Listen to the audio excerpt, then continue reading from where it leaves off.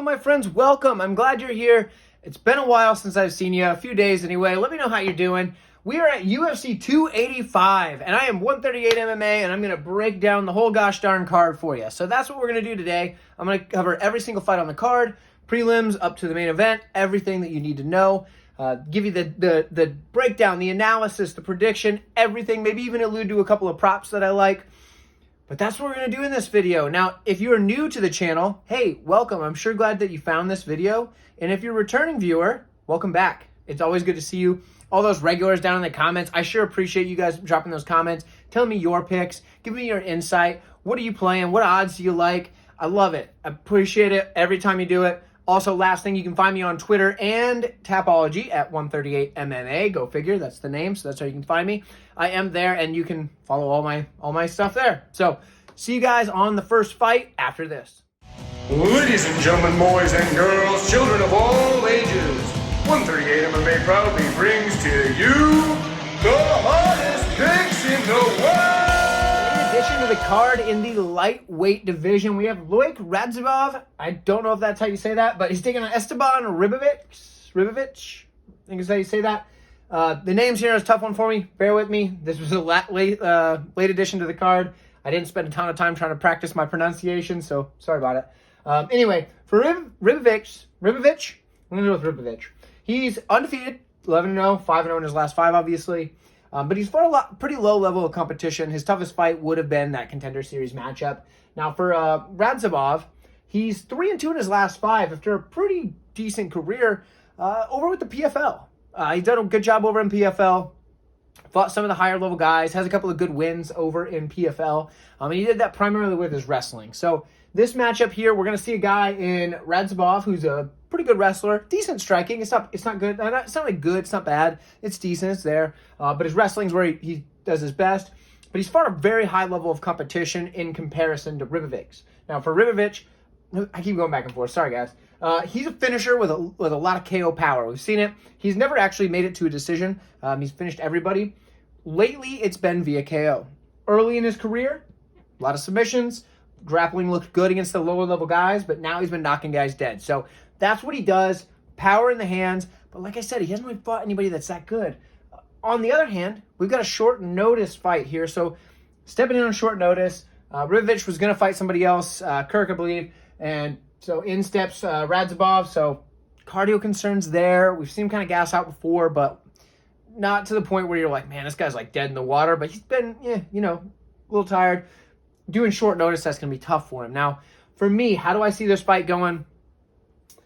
I'm not confident in this fight whatsoever, actually. I don't have a strong read on this one just because the difference in level of competition makes it hard to go off of, especially because we don't know how poor some of the level of competition was for Ribovics. So for me, I'm going to take the more proven commodity who only has 4 losses in his career, that's faced some of the best people over in PFL. So I'm going to take Radzhabov here. Not very confident whatsoever. The line's crazy, especially for a guy stepping in on a few days' notice, a week's notice or whatever. Let me know what you guys have, and I'll see bantamweight matchup here. We have Farid Basharat taking on Blackshear. Now for Blackshear, 4-0-1 draw in his last 5 fights. That one draw, he did win the first 2 rounds and then just got squashed in the third. Managed to make it to the decision, but obviously went to a draw. So on Basharat's side, he's 5-0 in the last 5 because he's 9-0 overall, so he's undefeated. Makes sense. When you see this, if you're just looking at the records, you'd say, okay, a guy that's 4-0-1 in his last 5, okay, these odds are probably pretty close because he's fighting a guy that's 5-0, less experienced, but 5-0 undefeated. No, they're not even close. Basharat is a massive favorite. And for Blackshear, you got to wonder, okay, why is that? Well, let's look at the skills. And that's why. Because you got a guy like Basharat with a plethora of skills. And Blackshear, who's a very talented fighter, don't get me wrong. But when you look at what I've written up here, you see that one guy has a bit more going for him. So for Blackshear, good wrestler. He is a choke artist with his wrestling. He likes to get a hold of the neck, work with it there. But he's very much submission over position and can sometimes lose his position by going for a choke a little bit premature. He does have decent striking on the feet. He does hit pretty hard, so there is that. For Basharat, though, he's very good striking. I believe he has a Taekwondo background. He stands as if he does anyway.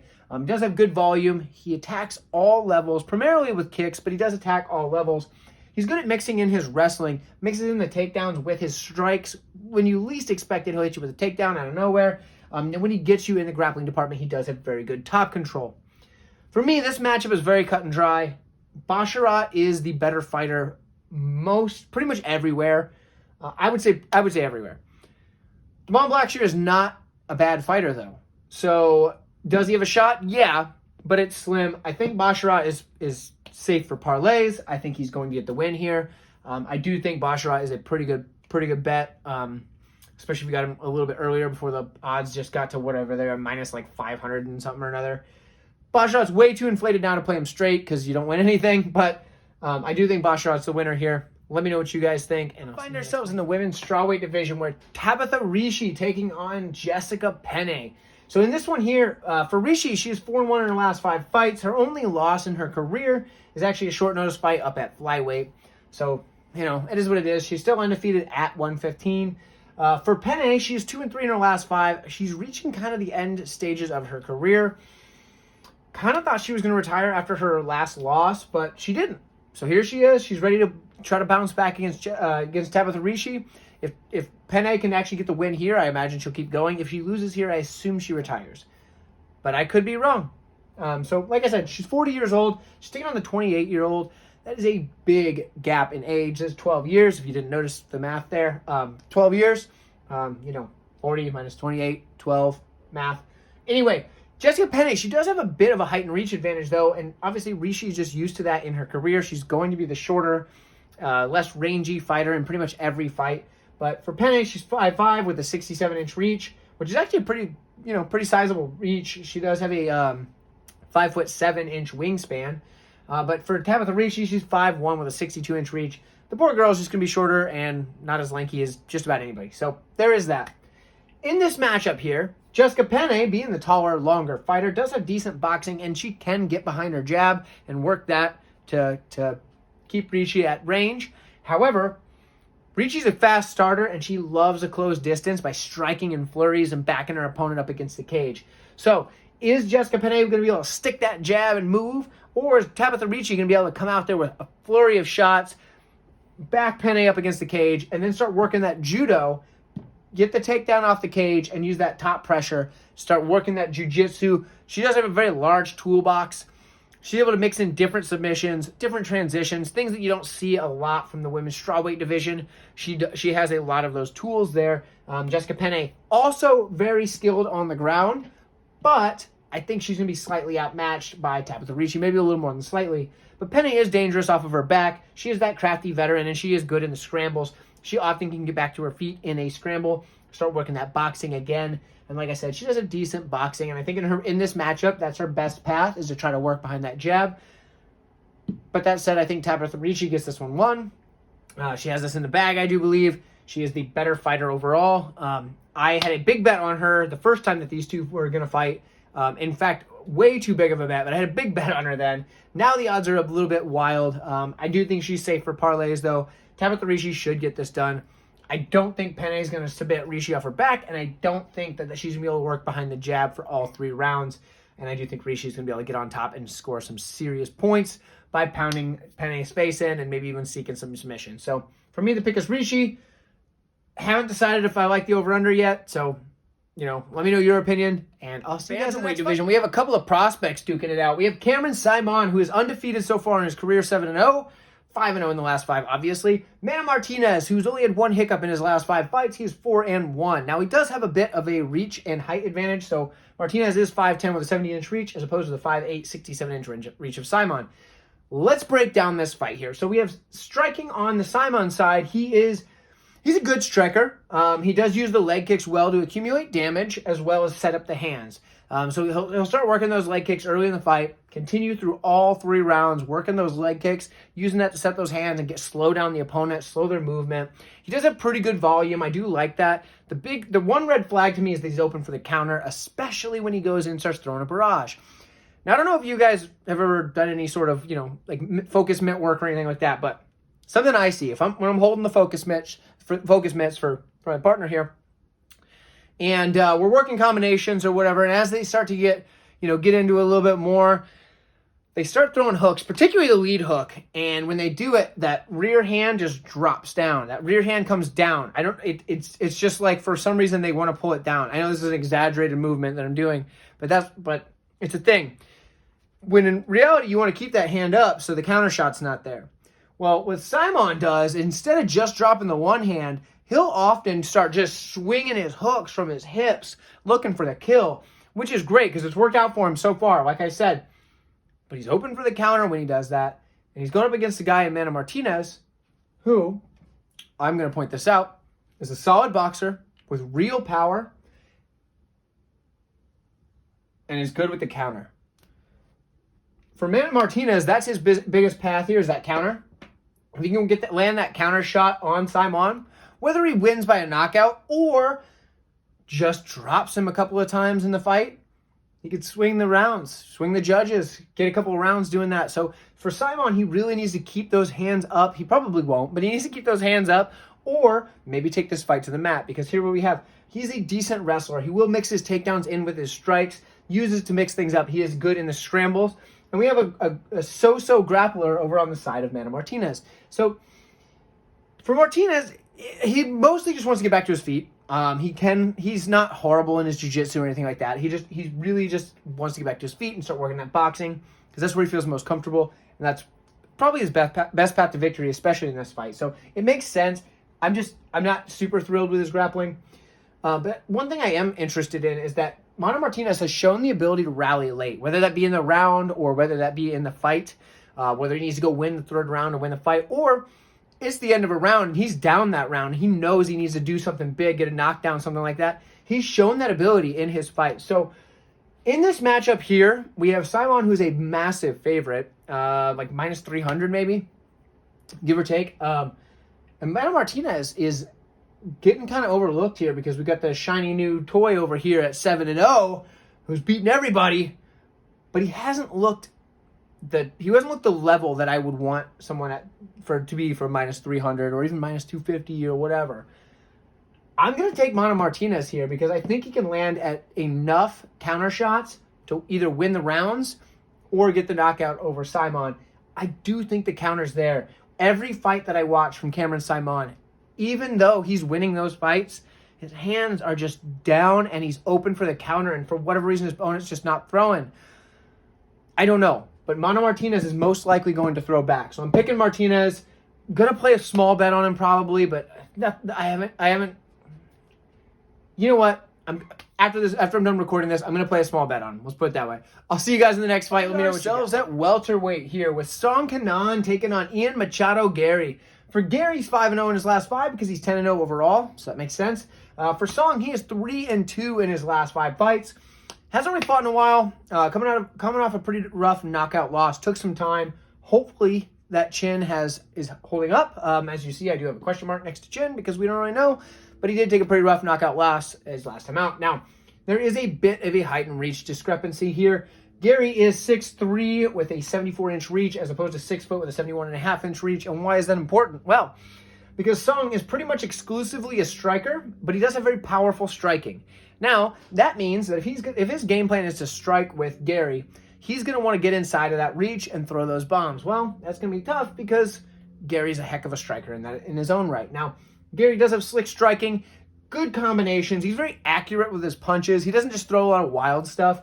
The volume is there, and he can work every single level, whether it's the body, the legs, or the head. He's mixing in strikes to everywhere, and with his punches, he'll work the body as well as the head. He's not punching to the legs, I guess. That's kind of not really a thing. But he'll mix those kicks to all 3 levels as well. The problem is sometimes he blocks shots with his face, and that's not a good sign, especially when you're fighting a guy that's a power striker. But his chin is held up so far, so there's that. He does have a judo background, and that's really important because he mixes in the takedowns. Sometimes they're more wrestling-style takedowns. Sometimes they're in that clinch using that judo. But he mixes in takedowns when his opponent is expecting to strike. And I can see that in this matchup. That would not go very well for Song. So, for me, I think this one's very cut and dry. Ian Garry should win this fight just about if they matched up 100 times, he should win it close to all of them. However, there's that one chance where that powerful striking from Song catches Garry on the chin and puts him to sleep. That is a possibility here. So I'm going to say Ian Garry, but the odds are like minus 700 at this point. So, I mean, you can't play it straight. but he's probably safe for parlays. Ian Garry should get the win here. I don't see why he wouldn't. But yeah, let me know what you guys think in the comments. And we're at middleweight, and I hate this fight. We have Marc-Andre Barriault taking on Julian Marquez. Now, I don't want to pick either of these guys. Typically, I fade both of these guys. I know both of them are 3-2 in their last 5. I've passed on some of theirs, don't worry. But I don't want to pick either of these guys. I just think both have so many holes in their game. For Barriault, just kind of decent all around. Not super impressive anywhere. Decent striking, pretty good volume, I guess. Decent wrestling, whatever. For Julian Marquez, he's got a lot of pros and a lot of cons. The dude just slings bombs, and if he lands one of those bombs, yeah, it's going to hurt you a lot. But he likes to block punches with his face, and that's not the best strategy. He's also willing to eat 3 punches to land 1, which usually isn't a good strategy, but when you sling bombs like he does, yes, sometimes it pays off. He does snatch up chokes really well. When you're going in to take him down, he can get on a choke. But he also has crappy takedown defense, so I don't know. I hate this fight. I'll take Marc-Andre Barriault. Not confident in it at all. Will not be betting it. I suggest that you don't either. But let me know what you guys think. I could be swayed. Maybe Marquez gets the knockout with one of those Cuban missiles, because he is called the Cuban Missile Crisis. But either way, let me know. I'll see you in the next flyweight. We have Viviane Araujo taking on Amanda Ribas. Both ladies are 3-2 in their last 5. I'm excited for this fight. I know a lot of people kind of get down on the women's MMA. I like this fight. I think it's a fun fight. I have a pretty good track record of betting women's MMA. I had a pretty big bet on Jazavicius last week, so there's that. But this matchup here, real close, and it should be a good fight. So 36 years old for the Araujo side, 29 years old for the Ribas side. That I did not realize. I thought they were closer in age than that for some reason. I don't know why, but I did. In the jiu-jitsu department, though, they're both pretty darn good. I think Ribas has the advantage, though. She has a little bit higher level Brazilian jiu-jitsu, if you ask me. And she has a little bit better transitions and top pressure. It's not that Araujo's bad in the jiu-jitsu. She can definitely hold her own, but I think it's slight lean on the Ribas side. When it comes to traditional wrestling, Viviane Araujo gets the nod there slightly, and she has very good takedown defense. However, for Ribas, judo is kind of more her style. She's very good in the judo. I do like her hip throws, and her takedown defense is also very good. One thing that I did like, that I do like about Ribas, and I think it might just be a bias, is that she uses the scarf hold position a lot, or at least after she's doing those hip throws, she'll stay in the scarf hold for a little bit. That's my favorite position to work from. So if I can get in scarf hold, you're probably in trouble. But for Ribas, she likes to mix that in, and I do like that. So I might be a slight bit biased on that position from the after the judo throw into the jiu-jitsu. So anyway, for the striking, this is an interesting one because a lot of people give Ribas flack for her striking, but I think it's unjust. Her striking is good. The volume is there. She will mix up to all different levels. The one thing, the slip and counter, I put that down because you see her do it in a lot of fights, but she's inconsistent with it. Her striking defense as a whole is totally inconsistent. Some fights she looks good defensively, other fights she just looks horrible. So that kind of a red flag here. When I look at the slip and counter and the striking defense, not sure. But sometimes she will strike back with that big counter, and then just work right onto you, get you up against the cage, and start mixing to different levels. And she looks great doing that. However, sometimes she just gets hit and doesn't really try to counter. I don't know. Inconsistent in the striking. Obviously, jiu-jitsu and judo are more her thing. So on the Araujo side, her striking, she gets the nod here in the striking.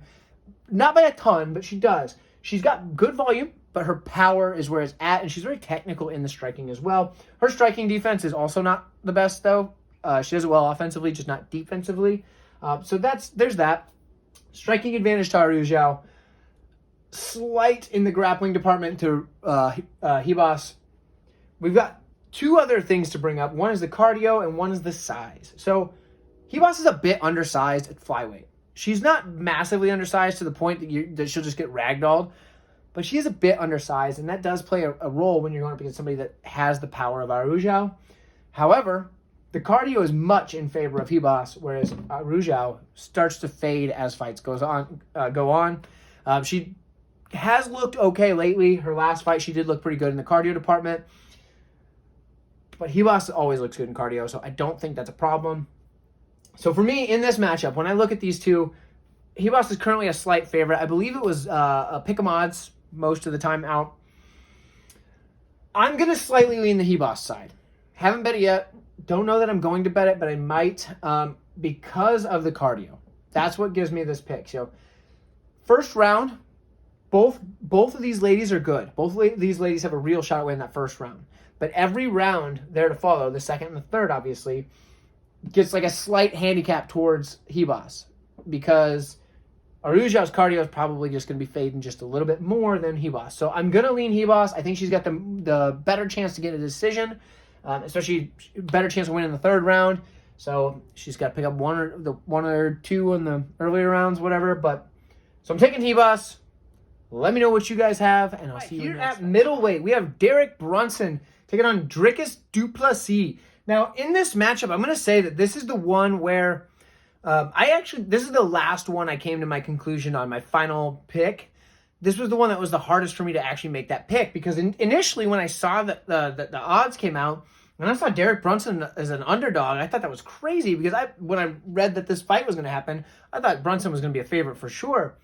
And then I got to breaking the fight down, and then I went back and forth a few times, and here we are with what we're going to have now. So we have Brunson, who's 4-1 in his last 5. That's pretty darn good. 4-1 in his last 5. He just lost to Caneron, but Caneron then fought for a title. So, okay. Du Plessis, 5-0 in his last 5. The issue here, 39-29, that's a big 10-year age gap. I don't like that on the Brunson side. I do like that on the Du Plessis side. Now, for Du Plessis, fast starter, good forward pressure, just throwing strikes, letting them fly, but his striking is very unpolished. On the Brunson side, he's a very powerful striker, but that's not really where his bread gets buttered. He's more of the wrestler. He is a very good wrestler, very solid wrestler. His takedowns, good there. Takedown defense, darn good there. But his top pressure is where he makes his money. Now, he's going to get on top of a guy, wear him down with, short little punches, maybe mix in the elbows, try and put the hurt on a guy from the top and just hold him down while he's putting the work on him. Now, Du Plessis has good grappling, don't get me wrong, but we haven't seen it at the highest level yet. We've seen it on the regional scene. He's looked really good. But we haven't seen it at the highest level in the UFC. We haven't really seen it against some of the best competition. So where's that grappling going to fall against a guy like Derek Brunson? That's going to be hard to know. Now, the one thing I want to point out is the cardio. This is a weird one because Brunson's cardio doesn't seem to be what it used to be. It's still okay, but it doesn't seem to be what it used to be. It used to be pretty darn good in that area. Du Plessis always just looks tired, but doesn't act tired. You know what I mean? Like, he looks like he's huffing and puffing and dying out there, but he just doesn't change his output. It's still the same output that he had when he didn't look tired. So, for me, that's really hard to tell what's going on there. But his iron chin also was just going to hold up. So, dude can take a shot. I mean, it ain't Drew Dober level chin, but it's a pretty darn good chin. So, in this matchup, I have a really hard time. Like I said, initially I wanted to pick Brunson. I was on Brunson, saw he was an underdog, and thought, that's crazy, and was going to hammer that line. And then I thought about it some more. I was like, well, let's break this down first. Went and did my tape study, broke it down. And then I was like, yeah, Du Plessis might be able to overwhelm him with the volume, use that forward pressure, and kind of keep Brunson on the back foot, stop a few takedowns, and then just kind of, keep it going for winning 2 out of 3 rounds. Because I bet Brunson gets a round in there with that top pressure. It's just probably going to happen. Even Darren Till was able to get a round over Du Plessis. And then I was like, you know what? Okay, maybe Derek Brunson gets on him early, lays on him, banks 2 rounds, and Du Plessis trying to play catch-up at the end, gets cracked with a big, heavy shot, not able to rally. He probably won't go out because he's got an iron chin, but gets cracked heavy, not able to rally. So I've gone back and forth. What I've come down to, and I hate this, so this is not a fight I want to bet. But what I ended up coming down to is I'm going to take Du Plessis because he's 10 years younger. And he's 29 and he's 39. 39 is getting up there just a bit for a fighter. So I'm going to take Du Plessis. I think the odds are a bit wide. I still could be swayed to pick Brunson. Brunson is better than people give him credit for. 4-1 in his last 5. His only loss in that last 5 is to Caneron. Why are people just acting like Brunson's done? He only lost, he got finished by Caneron, but Caneron just fought for the title. He's looked pretty good. So let me know what you guys think. Maybe somebody can sway me to Brunson. I could be swayed. If so, I'll tweet it out, or you'll see it on my Tapology picks.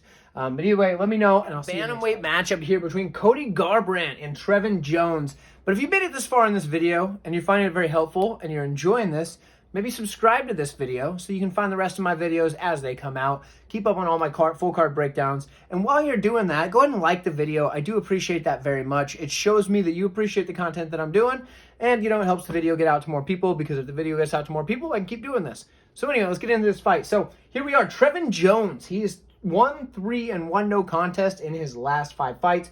Realistically, he's 2-3. That 1 no contest is because he won the fight and then tested positive for weed, which is a silly thing to get it turned to a no contest for. So for Garbrandt, he's 1-4 in his last 5. We know that one win is a Sun Sao knockout. That was kind of a wild thing for him. So both guys really kind of make or break right here. They both need a win. Now you see a lot. There's not a lot written up on Trevin Jones. It's because he didn't do much. He just kind of waits to counter strike and knock you out, and that's about it. He isn't going to do much else. Yeah, he is very good at getting that counter shot knockout, because a lot of his fights, he's just kind of there. He's hanging out, waiting, not doing much, and then he lands that big counter shot and puts a guy to sleep, and that's what he does well. The volume's horrible. That's pretty much it. That's what I got for Trevin Jones. We look at Cody Garbrandt. Great boxing. Okay, the guy's got amazing combinations. So let me throw this out there. So I read Cody Garbrandt's autobiography maybe, I don't know, about a year and a half ago, something like that. So I got some insight on the Cody Garbrandt side from that autobiography, and I'm going to get to some of that in a second. That's kind of important, that I think from that book kind of explains some things. But in there, he talked about like his uncle, I believe it was, that like taught him boxing or whatever, and taught him this like series of numbers for these combinations that he does. And in the book, he didn't give away all of them, obviously, because he doesn't want to give away his stuff, but he kind of mentioned a couple of things that he likes to do, a couple of signature combos, and they're not standard. They're not like your basic 1-2-3-2. You know, they're not your standard. That was a crappy combo. Like I looked really bad doing that, but they're not like your basic stuff, right? They're more like he'll go with the jab into the rear hook into the uppercut or something like, or actually it was the overhand. It was jab, rear hook, overhand, which is a wild combination, but like stuff like that. His combinations are very, very, very crisp, and that's what got him to the dance, right? I know I'm spending a lot of time on this. Bear with me. Anyway, his footwork in tandem with those combinations, his hand speed, his power when he hits you, all that stuff makes Cody Garbrandt one of the better boxers, especially at bantamweight. But the problem is his chin has faded. Now, this is what I wanted to point out. In the book, I hope you're still with me. In the book, Garbrandt mentions a time where he's in like a barn or something with his brother. And his brother's, I think it's his brother. And he's mad at it. Might have been a friend, but I think it was his brother. Like I said, it's been about a year and a half. But I specifically remember him getting whacked in the face with like a 2x4 or something, getting knocked out cold, having no friggin' clue what happened. I mean, he woke up, obviously, in the barn, but like just got knocked out cold and left there. His brother was gone. I'm pretty sure it was his brother. And like he woke up and then went home later, but like, how long was this dude out? He got knocked out with a damn 2x4? What? So you got to imagine something like that really takes some time off of that chin, because Cody Garbrandt's not that old. He's still early in his 30s. But, dude, you can't get knocked out with a 2x4 and then expect your chin to hold up forever. And it just hasn't. And that's a problem for Cody Garbrandt. And then there's plenty of other stories in that book where, you know, he's knocking out other people, don't get me wrong, but he got knocked out quite a few times. And it wasn't in MMA. It was just in scraps. Now, that's the problem, because you look at Cody Garbrandt and you're like, yeah, man, I don't know. He just all of a sudden started getting knocked out, but it's not like he's had that many fights. He's got, what, 17 fights? That's not a ton. You see guys go way further than that, especially in the bantamweight division, before their chin just falls apart. That is why. In that book, it pointed some of that stuff out. And, I mean, you can't really get knocked out by a 2x4 and then just be the same afterwards. So, there is that. However, something else I want to point out, Cody Garbrandt, he does have solid wrestling. He doesn't use it enough. I really wish that he would, because his takedown defense is down near perfect, because he's so good at stuffing takedowns, but his takedown offense is even better. If he decides to mix in the takedowns with this boxing threat that he has, man, could he be darn good. But he doesn't want to do it. He just wants to throw hands, and it's a bad idea. If Cody Garbrandt could use this wrestling a little bit more, because he did wrestle, I believe, in high school while he was there for the time that it was. If he could mix this in with this, dude could see a career resurgence. Maybe not win the title again, but he could start winning against some of those better guys because they'd be too worried about that threat of the wrestling to just be winging bombs and dropping him, knowing that he's just going to stand there and trade with him. And that's the problem for Cody Garbrandt. Now, in this matchup, I can't bet it. It's crazy to bet this fight. I am a Cody Garbrandt fan. Actually, after reading this book, I became more of a fan. It's a good book if you haven't read it. I don't remember the name of it, but it's Cody Garbrandt's autobiography. Read it. It's a good book if you're a reader. Now, I'm going to take Cody Garbrandt here because he's the better fighter. I'm not confident whatsoever. There's a decent chance that he just gets knocked out by Trevin Jones. And Trevin Jones' best path to victory is just counter shot, knock him out. And that's probably what he's gonna do if he gets the win. So the pick's Cody Garbrandt. Let me know what you guys think. Would you like to see Cody Garbrandt start mixing that wrestling a little bit more? Do you think you can get knocked out by a 2x4 and just be the same afterwards? Let me know in the comments below. I'll see you guys in the next. You can call me the Nightwolf Whisperer because I've picked every single one of Jamie Pickett's UFC fights and Contender Series fights accurately. And here I am to break down another one. We're at middleweight this time. And go ahead and like this video. That's a quick reminder for you. Bo Nickel coming in 3-0 in his entire darn career, taking on Jamie Pickett, who's 2-3 in his last 5. This is an interesting matchup because Bo Nickel obviously is drastically outmatched as far as experience goes. But Bo Nickel has a clear advantage in one area. Now, we're going to cover all this in a second. But Jamie Pickett does have an advantage in the height and reach. Now, he's only an inch taller, but that reach advantage is 4 inches. And for a guy like Jamie Pickett, who is a rangy striker, yeah, that'll make a difference. I do think that Jamie Pickett will probably not punch Bo Nickel, actually. But he could, gosh darn it, and he probably won't because he's full volume at times. And a lot of times he just stands there and stares at an opponent. And that's really interesting because for a guy who got into the UFC off of a win on Contender Series with like a 26-punch combination, the guy's low volume at times. And that makes no sense. But it's the way it is. Jamie Pickett's best path to victory in any fight is if he can get a guy up against the cage and hold him there. That's what he likes to do the best. And he's not going to be able to do that against Bo Nickel. Bo Nickel is a very high-level wrestler at the highest of high levels.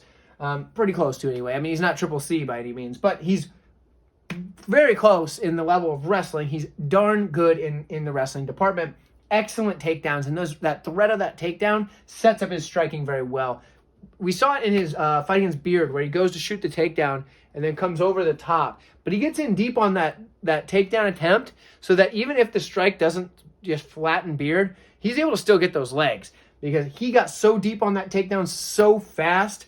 Jamie Pickett doesn't stand a chance in this against a guy like Nickel, but Nickel's going to come up against some guys in the middleweight division that are going to be interesting matchups for him. This one's just not one of them. There's a reason Bo Nickel's like a minus 1,800 favorite, and it's justified. If you can play the under 1.5, it's probably going to be juiced to the gills, but I do think Nickel gets him out of there in the first round.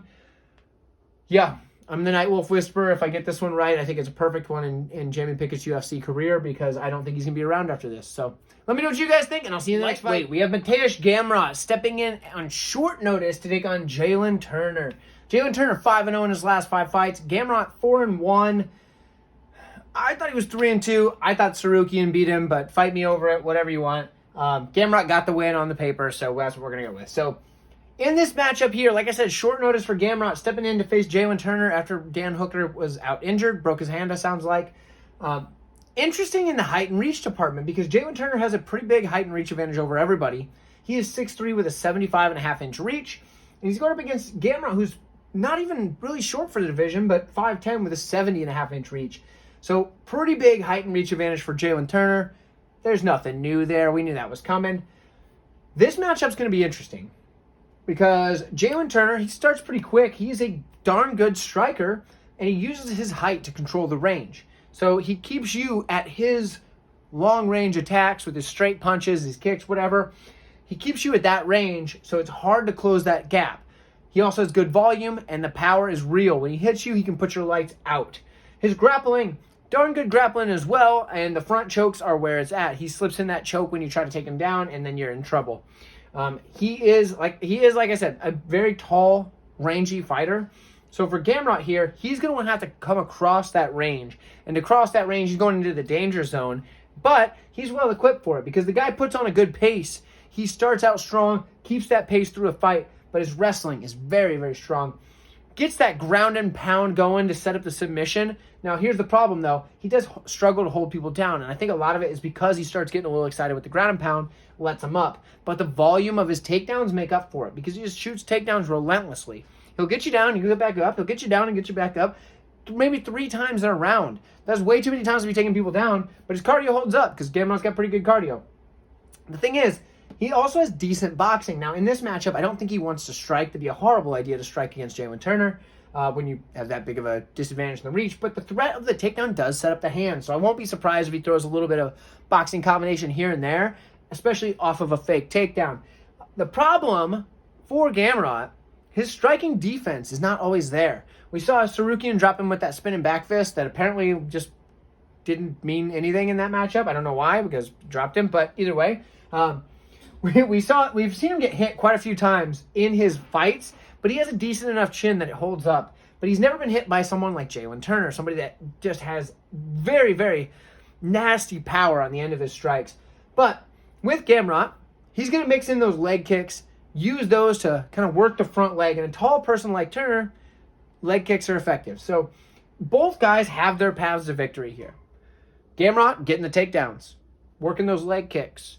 Maybe land a couple of shots with the hands, but probably more just takedowns and leg kicks. Turner, cracking him at range, hitting those power shots, snatching up a front choke on the way down, whether that be an anaconda or a darce or a guillotine or whatever. Some kind of choke on the way down. For me, I like Turner here quite a bit. I think he's the better fighter for this particular matchup. And I know that this is a bad stylistic matchup because he's going against a guy who I usually would pick wrestlers, but he's going up against a wrestler. But the thing is, he struggles to hold people down. And every single time he goes for that takedown, I know he's got good takedown volume, but in a lot of his fights, he's not going against somebody that makes him pay for that failed takedown attempt. Beneil Dariush is a guy who can make him pay for that and did make him pay for that. Arman Tsarukyan is a wrestler in himself, and even he kind of made Gambart pay at times. But a guy like Jalen Turner, when he makes you pay for a bad takedown entry or like letting him back up and getting caught after you let him up and then having to reshoot a takedown, Turner's going to hurt you. And so for me, I think Turner's going to get this one done, and I think he gets it done inside the distance. I think he's going to put Gambart out. I think it's going to be a knockout. Could catch him with a choke after Gambart is rattled very badly and goes to shoot a takedown in, and it just ends up being sloppy. But, so I'm not going to play a specific, knockout or submission prop, but I am going to say Jalen Turner gets this one done, and because he's an underdog already, the money line's where it's at, but he probably gets it done inside the distance. Let me know what you think. I know there's been a lot of love for Gambart this week, but I'm taking Turner, and I feel pretty good about it. So let me know, and I'll see you next fight. Welterweight division, we have Shavkat Rakhmonov taking on Geoff Neal. Now, for Rakhmonov, he's undefeated, 5-0 in his last 5. 3-2 for Neal. Now, that doesn't tell the whole story because Neal went through a rough patch of like 3 or 4 fights where he just wasn't himself. Had some injuries, battling some different things. Kind of just struggled a bit. I know that he started getting back onto, working the cardio a little bit better, getting out, doing some running, doing, things like that. Had to kind of beat some illnesses that he was handling or dealing with. So for Geoff Neal, that 3-2 doesn't tell the whole story because in his last fight, we saw him go out there and just absolutely destroy Vicente Luque, which is not something that most people do. Now, for Rakhmonov in his last fight, or Rakhmonov, I don't know. Either way, Rakhmonov is what I'm going to go with now. Anyway, he's coming off a pretty big win over Neil Magny. Now, Neil Magny is a tough fighter, a guy that nobody usually just walks through. Rakhmonov did. So, interesting matchup because both guys coming off a very huge win. Rakhmonov coming off a win where he walked through Neil Magny like nobody else. Geoff Neal coming off a win where he knocked out Vicente Luque, who's never been knocked out before, and is known for having a pretty darn good chin. So, interesting matchup here. There is a bit of a height and reach advantage on the Rakhmonov side, 2 inches either way. But other than that, pretty similar in size. This is an interesting one for, especially in the striking, because Geoff Neal, solid striking, right? Good boxing combinations. He's got good power. He's got good volume. And he's got that deadly head kick, typically off the left leg, but he's got that deadly head kick where when he connects with that head kick, you're probably going down. Now, for Rakhmonov, accurate striker. I don't look at him as like a powerful striker, but he's very accurate. And he likes to do a little thing. One of my favorite strikes is the little liver tickler. If you know what I mean. He'll come down, take that punch to the liver and then come up top to try to hit you after he's already pretty much ended your night with that liver shot. But every single punch or kick or strike that he throws, it all has fight-ending intent on it. So every single time you engage with a guy like Rachmanov, he's trying to end the fight, and that is something that I like to see. Neal is very similar in that, but it's a different style. He wants to hit you so hard he can put your head in the crowd. Rachmanov is looking for your weak spots. He's looking for that liver. He's looking for the knockout, but he's trying to use what he has in accuracy as opposed to what he has in brute force. Now, when it comes to the wrestling department, Jeff Neal's hard to take down. He has decent offensive wrestling. He just doesn't really need to use it often because he wants to strike with you because he knows most people can't strike with him. But Rachmanov's got good, solid wrestling, and he can get on top of you, and you don't want that because he's got good top pressure. Once he does get that fight to the ground, his grappling, he does have pinpoint ground and pound. He doesn't just do that thing where he's hammer fist really fast. He's not doing that. He's looking for the shots. He's picking his places, trying to make you regret being on the ground with him, and then he's quick to jump on the choke the second you give it to him. So in this matchup, it's very close by my estimations, closer than the odds would suggest. Now, could Rachmanov go out there and just dog walk him like he did, like he did with Neil Magny, and make up for every little bit of his massive favoritism in this matchup? Yeah, he totally could, but I don't know that he does. I do think Jeff Neal is a tough matchup for most guys, especially coming back in looking as good as he did in his last matchup. I am going to lean Rachmanov here. I do have him in a parlay, one kind of juicy, like, mega juice parlay, but I don't think he's safe for all of your parlays for the off chance that he gets knocked out, because Jeff Neal does have real power and it only takes one. So I do like Rachmanov here. If Neal gets the upset, it's probably by knockout. I don't see him beating him any other way. I don't see him winning a decision. So if you're going to play Neal, you might as well play the knockout, I guess. But my pick's Rachmanov. Let me know what you guys have, and I'll see you next time. Now time for the co-main event of the evening. And folks, go ahead and like this video if you haven't already, because you've made it this far and you're still watching, so you must like the darn thing. So go ahead and do that for me, please, would you? Thank you very much. Now, let's get into this matchup here, because this is a title fight between Alexa Grasso and Valentina Shevchenko. Shevchenko 5-0 in her last 5. She's the champion, and she's been beating everybody along the way. 4-1 for Grasso. She's looked pretty good lately. I was actually surprised when they announced this matchup, though, because I didn't think Grasso was going to be the next one. And I think everybody else thought that it was going to be a rematch from Valentina's last fight, but it's not. Here we are with Grasso. Now, Grasso, in the striking department, she's got a real shot because she is a very skilled boxer. She's a solid boxer with good volume, combinations, counters, and can put the pressure on someone. So the boxing for Grasso is there. But everything else is still improving. It's still getting there. She's not where she needs to be in all those. And I think she's just a little bit too early on the title shot. Because that grappling, I put the kind of like plus-minus thing because it is getting better. But when you're fighting for the title, you need it to be there already, and it's just not there. For Shevchenko, she's a very high-level striker, very accurate, but the striking defense is the best thing because she just doesn't get hit very often. She's well below the average for strikes absorbed per minute. I think it's like 1.9, which is quite a bit below. I mean, it's not Islam Makhachev levels, but it's still pretty darn good. So for Valentina Shevchenko, she's just not getting hit very often. And when you're not getting hit very often, well, guess what? That means it's hard to lose a fight. So, I mean, obviously the control is a thing, but she's not going up against a wrestler here. She's going up against a striker. And if that striker can't hit you, well, guess what? You're going to have trouble getting beat. So I think that was a dumb laugh. Sorry. I think Shevchenko's got a serious advantage in the striking because she's not just a boxer. She can strike from all different levels with all different styles. And she can mix in that wrestling, work the takedowns off of some of her strikes when she needs to. If Grasso does start to win on the feet, I don't think she will, but if she does, Valentina's going to be able to mix in that takedown, and she does have nasty ground and pound because she's a vicious woman, and I like that about her. So, Valentina Shevchenko here. Clear pick. I don't need to spend too much time on it. She's a clear pick, obvious favorite for good reason, safe for parlays. Shevchenko should be able to get this one done. I will be very shocked if she doesn't. But I was also really shocked when Amanda Nunes lost to Juliana Penne in the first matchup. So anything can happen. But I feel pretty good about Valentina Shevchenko. I'm picking her to win. I think it's a pretty easy pick. I don't know that anybody's picking Grasso. Actually, if you're picking Grasso, let me know and tweet me a photo of that bet slip because I don't believe you. But anyway, I'll see you guys in the main event. It should be a fun one, and I've done a huge breakdown on that. Looks like we've made it. We are at the main event. John Jones versus Cyril Gane. And a real quick reminder, hey, it's your last reminder. Go ahead and like this video. I really appreciate it. And subscribe if you found this useful so you can find all my videos as they come out. It'll help you out a lot. Now, if you watched my full fight analysis on this fight, hey, there you go. You're already caught up on this one. I'm actually going to not spend too much time here. I'm going to just put that as the end screen to this video, so you're going to see that pop up any moment. It may have already done so. Basically, in this matchup, what it comes down to, I'll fade the pick here. You know what? Actually, I won't. Go ahead and hop on over to that video. Check that out for the full analysis, and I'll see you guys next week.